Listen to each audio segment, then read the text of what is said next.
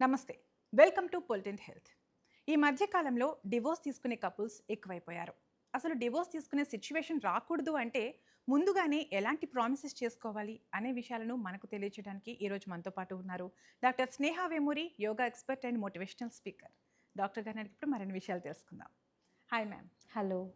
Ma'am, ఈ మధ్య కాలంలో డివోర్స్ తీసుకునే కపుల్స్ ఎక్కువైపోతున్నారు.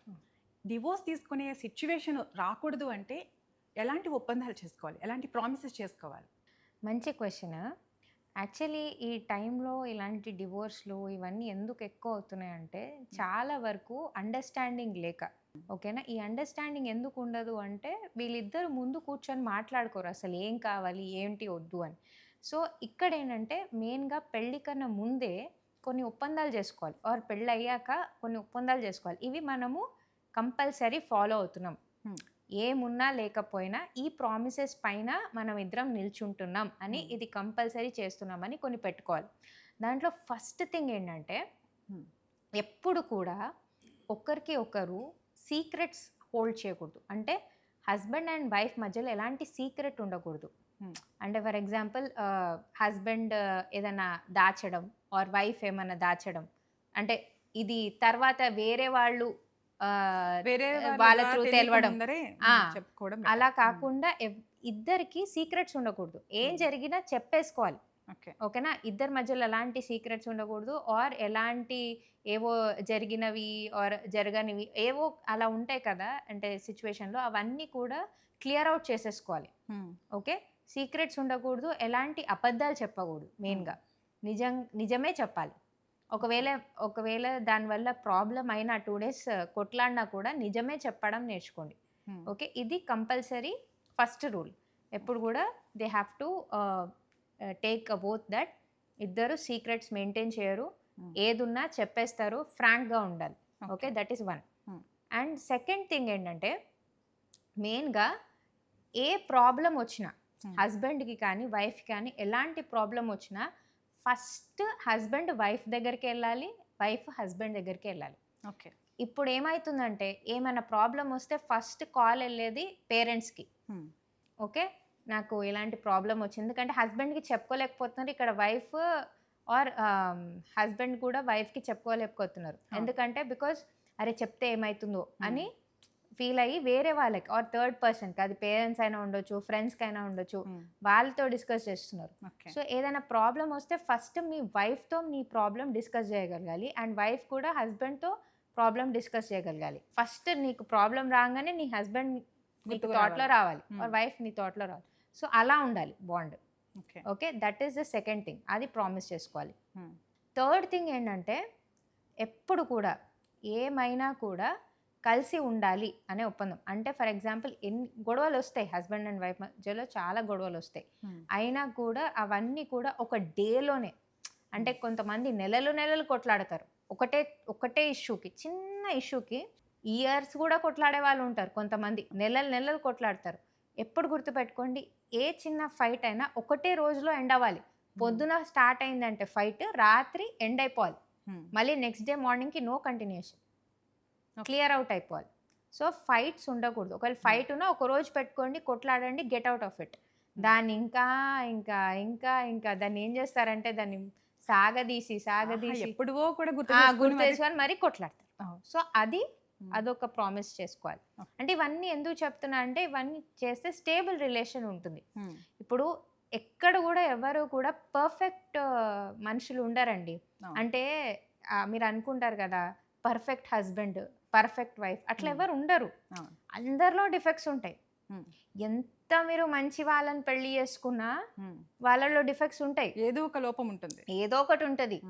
సో మీరు ఆ డిఫెక్ట్తో పాటు ఎలా మీరు అడ్జస్ట్ అవుతున్నారు అండ్ ఎలా ముందుకు తీసుకెళ్తున్నారు అనేది ఇంపార్టెంట్. మీరు ఒకవేళ దాన్ని ఒక డిఫెక్ట్ లాగా చూసి మీరు కొట్లాడడం స్టార్ట్ చేస్తే you will end up in divorce. అదే కాకుండా ఇప్పుడు ఏమైనా కానీ they are my better half, so నేను దీన్ని యాక్సెప్ట్ చేయాలి and I have to go with it అని మీరు మైండ్లో ఫిక్స్ అవుతే అప్పుడు మీకు కరెక్ట్గా మీరు మీ లైఫ్లో స్మూత్గా వెళ్ళగలుగుతారు. లేకపోతే కొట్లాడి డివోర్స్కి వెళ్తుంది. సో ఇవన్నీ కంపల్సరీ చేసే ఒప్పందాలు అనమాట. అండ్ ఇంకోటి ఏంటంటే ఎప్పుడు కూడా ఒకరినొకరు ఇగ్నోర్ చేసుకోకూడదు. ఇది చాలా ఇంపార్టెంట్ ఒప్పందం. కొన్ని రోజులు పెళ్లి స్టార్టింగ్‌లో మంచిగా ఒకరినొకరు బాగా కేర్ చేసుకుంటారు. మీరు అవును. చూడండి ఫస్ట్ 2 ఇయర్స్ అసలెవరు చెప్పక్కర్లేదు. చాలా కేరింగ్ ఉంటది. అవును. ఓకే.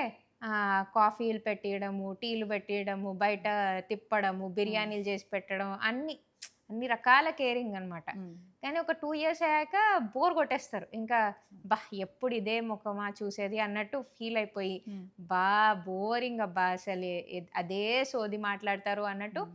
చాలా బోర్ కొడుతున్నట్టు బాండింగ్ తగ్గిపోతుంది. బాండింగ్ తగ్గిపోతుంది. హ్మ్. సో, ఇగ్నోర్ చేయడం మొదలుపెడతారు.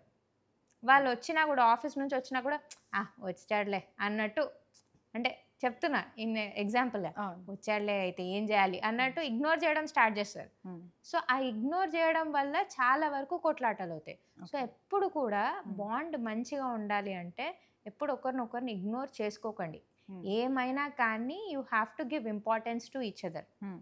కొంతమంది చూడండి కపుల్స్ ఓల్డ్ కపుల్స్ ఉంటారు. 90, 95 వాళ్ళు కూడా ఒకరినొకరు బాగా కేర్ చేసుకుంటారు. వాళ్ళు 90 ఇయర్స్ నుంచి కలిసున్నారు. హ్మ్. అయినా వాళ్ళు అంటే ఒక కపుల్ లాగా మంచిగా ఉంటారు. హ్మ్. అంటే ఉంది బాండ్ అంటే ఇట్ డిపెండ్స్ ఆన్ యూ.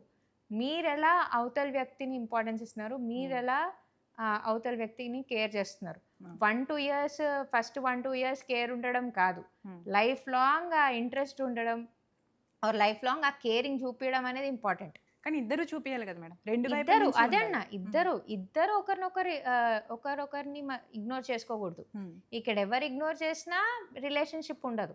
హ్మ్. ఎందుకంటే ఒకరు బాగా చేస్తున్నారు, ఒకరు ఇగ్నోర్ చేస్తున్నారు. వేస్ట్. మరి ఈ ప్రామిసెస్ బ్రేక్ చేస్తే ఏం చేయాలి మేడం? కొన్నిసార్లు ఏమవుతుందంటే మధ్యలో వచ్చేసి కొంతమంది వైఫ్ అయినా, హస్బెండ్ అయినా ప్రామిసెస్ బ్రేక్ చేస్తారు. హ్మ్. చేసిన ప్రామిస్ సరేలే అప్పుడు చేశాను. అయితే ఏంటి ఇప్పుడు నేను పాటించను హ్మ్. అన్నట్టు అయిపోతుంది. ఇప్పుడు అక్కడ పెళ్ళైపోయి కూడా ఒక 10 ఇయర్స్ అయిపోతుంది. ఏం చేయాలో అర్థం కాదు. హ్మ్. ప్రామిసెస్ పైన ఉండరు. పిల్లలుంటారు. పిల్లలుంటారు. హ్మ్. అండ్ బయటికి రావడానికి రాదు. రిలేషన్‌షిప్ నుంచి బయటికి రావాలంటే ఎట్లా?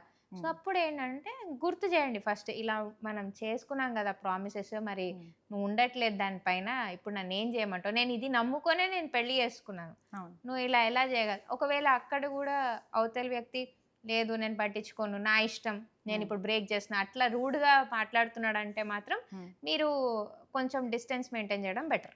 హ్మ్. ఓకే. కొంచెం దాన్ని అంటే ఎలా అంటే కంట్రోల్ చేయడం. అంటే ఓకే. నువ్వు ఒకవేళ ఈ ప్రామిసెస్ పైన నువ్వు నిల్చోకపోతే నీ కాన్సిక్వెన్సెస్ ఇలా ఉంటాయి. హ్మ్.